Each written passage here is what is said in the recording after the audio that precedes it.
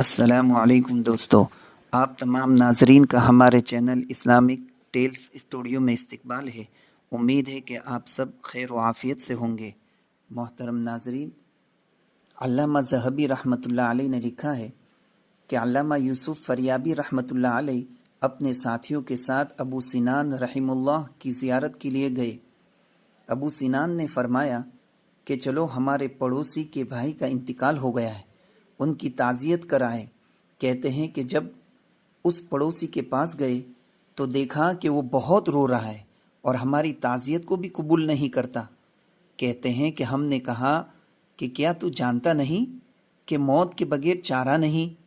کہنے لگا ہاں ہاں جانتا ہوں، مگر میں اس لیے رو رہا ہوں کہ میرا بھائی صبح شام عذاب میں مبتلا ہے۔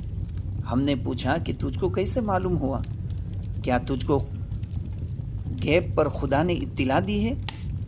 اس نے کہا نہیں، لیکن جب میں نے میرے بھائی کو دفن کر دیا اور اس پر مٹی ہموار کر دی اور لوگ چلے گئے تو میں نے قبر سے اچانک ایک آواز سنی کہ آہ، مجھ کو انہوں نے تنہا بٹھا دیا ہے، میں عذاب میں مبتلا ہوں۔